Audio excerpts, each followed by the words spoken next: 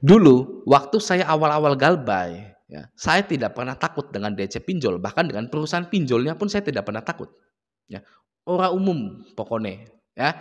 Karena saya mengerti dunia finance dan perbankan itu seperti apa, ya. Karena saya berpengalaman di dunia perbankan, ya. Jadi saya tahu DC lapangan itu seperti apa, ya. Anda kira kan DC lapangan itu setelah meeting pagi atau doa pagi, ya bahasanya itu doa pagi, mereka keluar ngopi, lalu sarapannya itu Batak kasih sambel gitu ya, seng kasih sambel gitu kan. Itu kan mindset Anda ya tentang DC lapangan pinjol ya.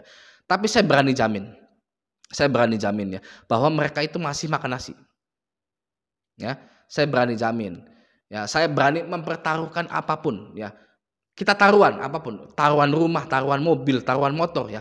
Saya berani jamin bahwa DC lapangan itu masih makan nasi. Saya paling berani ya bertaruh akan hal itu. Nah, oke. Jadi bagi Anda yang menganggap bahwa DC lapangan pinjol itu makannya seng, makan batu gitu ya. Titisan dari Lucifer gitu ya. Titisan dari rajanya setan gitu untuk menagih hutang Anda yang 300.000 itu ya, yang ditembak kepalanya tidak mati ya, itu salah besar. Ya. Mereka semua itu masih seperti kita semua gitu ya, masih manusia, masih ngopi, masih mules lah ya. Oke, malah jadi ke situ lagi bahasnya. Oke ya. Lanjut ya. Saya tidak pernah takut dengan DC pinjol, bahkan dengan perusahaan pinjolnya waktu saya itu awal-awal galbay ya. Namun saat menguras limit semua pinjol saya tahun 2019-an ya 3 tahun yang lalu atau tahun 2020-an itu saya lupa itu ya. Saat menguras limit semua pinjol saya itu sempat merasa agak resah di hati ini ya. Hati ini resah gitu ya. Oke. Karena saya berani dengan DC lapangan pinjol, berani dengan perusahaannya ya. Saya menyadari bahwa saya merasakan keresahan ini karena terlalu berani. Oke. Lalu menimbulkan pemikiran-pemikiran yang lain gitu ya. Jadi apa sih ini next-nya yang akan terjadi gitu kan? Apa yang akan terjadi ke depannya gitu ya. Kalau orang takut sudah ada alasannya. Kenapa dia itu takut ya. Orang yang terjerat pinjol itu hanya 2 ketakutannya. Takut dengan DC lapangan, takut disebar data. Ya. Tapi kalau saya tidak takut sama sekali dengan kedua hal itu. Ya. Jadi takutnya saya dan Anda itu berbeda. Oke. Saya itu takut karena terlalu berani. Ya, resah itu karena terlalu berani. Oke. Mungkin sama juga dengan Anda. Ya, bagi yang berani-berani gitu ya, sama dengan Anda. Pokoknya orang yang terjerat pinjol, mau Anda berani, mau Anda takut, ya. Orang ini sangat hebat sekali memprediksikan masa depan. Tiba-tiba jadi peramal. Ya, yang nanti terjadi inilah, yang nanti terjadi itulah, ya kan, ya. Nah, namun dalam keresahan itu, ya, dalam fase-fase saya terlalu berani atas apa yang sedang saya perbuat, ada satu hal yang saya lakukan. Oke, yaitu bersedekah. Ya. Kenapa bersedekah? Saya akan berikan satu contoh yang agak konyol sedikit ya. Nggak apa-apa ya, agak konyol sedikit, agak seru ya, oke ya. Anda tahu tidak game Mobile Legend? Ya, atau Anda sering main game Mobile Legend? Kalau saya tua-tua begini masih sering main game. Nah, sering main game Mobile Legend gitu ya. Nah, di dalam game Mobile Legend itu, di situ ada himbauan. Ya, di situ ada himbauan bunyinya seperti ini, bunyinya ya.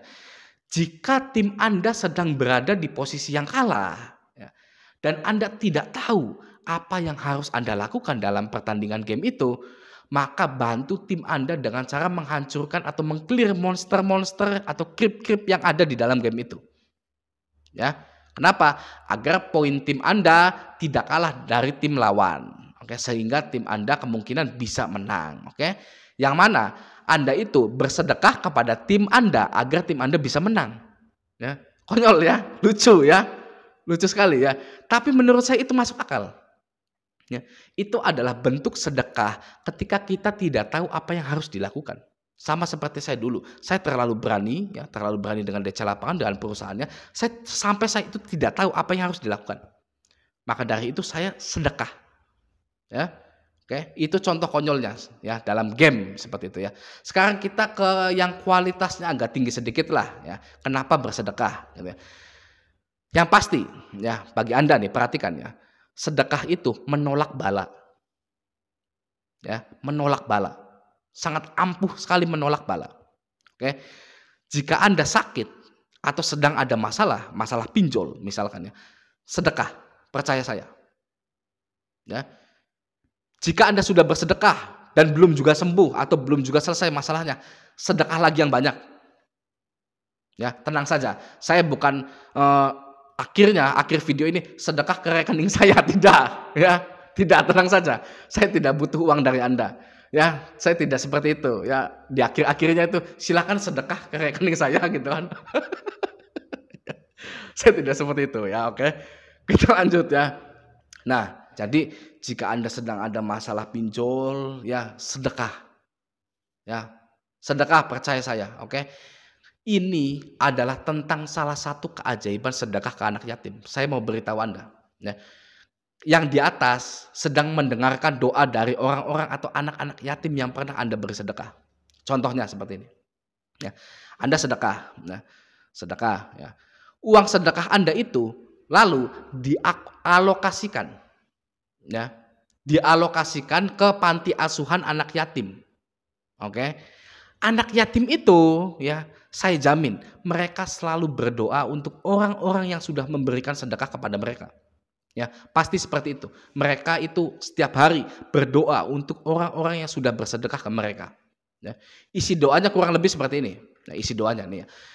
Sehatkanlah orang-orang yang sudah bersedekah kepada kami, lancarkanlah rezekinya, jauhkan dia dari malapetaka, permudahlah segala urusannya, jadikanlah dia orang yang beruntung, ya, kabulkanlah segala doanya. Isi doanya seperti itu. Ya. Maka teorinya jika banyak anak yatim yang mendoakan Anda dan Tuhan mendengar doa dari anak yatim, maka terkabullah semua harapan-harapan atau doa-doa Anda selama ini. Ya. Bahkan ketika Anda lupa untuk berdoa meminta keselamatan, anak yatim itulah yang mendoakan keselamatan Anda. Ya. Ada fakta menarik ini ya, ada fakta menarik ya. Banyak orang yang terheran-heran kenapa bersedekah itu membuat kita makin sukses, makin sehat, makin kaya. Banyak orang yang heran, ya, ajaib gitu kan ya. Banyak orang yang bersedekah tapi tidak tahu kenapa sedekah membuat kehidupannya jadi lebih baik, ya. Gak masuk akal gitu kan. Tapi banyak yang melakukan sedekah gitu ya. Gak masuk akal, ya sudah sedekah aja gitu ya. Padahal ya teorinya itu ya, ketika kita bersedekah, uang sedekah itu diberikan ke anak yatim atau orang-orang yang membutuhkan, maka banyak orang yang mendoakan kita. Ya. Banyak sekali orang-orang yang mendoakan kita gitu kan ya. Anda doa sendirian gak cukup, ya, mungkin seperti itu, ya mungkin seperti itu. Anda harus dibantu sama anak-anak yatim, orang-orang yang membutuhkan, ya. Itu menurut saya. Oke, sekarang kita ke pinjolnya, ya. Jika Anda gagal bayar dan banyak ketakutan yang hinggap pada diri Anda karena banyaknya imajinasi yang Anda bayangkan yang akan terjadi, maka yang pertama berdoalah, ya. Minta segala sesuatunya. Oke, contoh, ya Tuhan, saya tidak ingin ditemui DC lapangan. Ya, saya tidak mau ada DC lapangan yang berkunjung ke rumah saya. Tapi jika sampai DC lapangan itu datang, saya ikhlas. Ya, saya ikhlas. Dan saya mohon untuk tidak dipersulit. Ya, saya akan bilang ke DC lapangan tersebut kalau saya tidak punya uang dan DC lapangan itu segera pergi dari rumah saya tanpa perlu berlama-lama. Mohon kabulkanlah doa saya ini. Ya.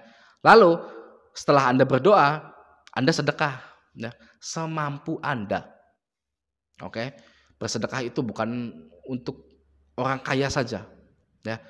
Anda punya uang di kantong sekarang berapa? Saya tanya. Ya. Punya berapa di kantong? 5.000, ya. Sedekahkan 2.000. Ya. Besoknya berdoa, bersedekah lagi agar doa-doa Anda cepat terkabul, ya. Jadi siapa yang nggak mau gitu loh. Hanya modal beberapa ribu, ya, uang Anda sampai di panti asuhan, anak-anak panti asuhan itu mendoakan Anda, mendoakan para orang yang sedekah, ya. Jadi mulai dari sekarang, bagi Anda yang masih punya masalah pinjol, Anda berdoa dan bersedekah. Oke ya. Nah, namun dalam bersedekah itu kita harus punya ilmu ikhlas. Ya, kita harus memaksakan punya ilmu ikhlas, ya, memaksakan diri. Ya, punya ilmu ikhlas, oke. Jika doa Anda yang paling utama belum terkabulkan, maka bisa jadi doa atau harapan lain yang segera terkabulkan. Ya, misal Anda sudah berdoa, jangan sampai ada DC lapangan yang datang. Ya. Lalu doa kedua Anda minta disukseskan, gitu ya. Bisa saja ketika DC lapangan itu malah beneran datang, ya, berarti Anda akan mudah meraih kesuksesan karena doa kedua Anda. Ya. Jadi kita harus ikhlas, ya, karena yang di ataslah yang menentukan mana yang terbaik untuk kita. Oke, bisa saja karena Tuhan itu ingin melihat Anda menjadi orang yang sukses, maka didatangkanlah DC lapangan, ya, agar Anda bekerja giat, bekerja cerdas, tidak lagi menunda-nunda, ya, Anda tidak lagi menunda-nunda rencana kesuksesan Anda. Oke, jadi kita harus ikhlas, ya. Oke, rangkumannya. Jika Anda sedang terjerat pinjol, ya, maka berdoalah, sedekah, ya, dan ikhlaskan. Oke, ya. Sampai jumpa di video selanjutnya.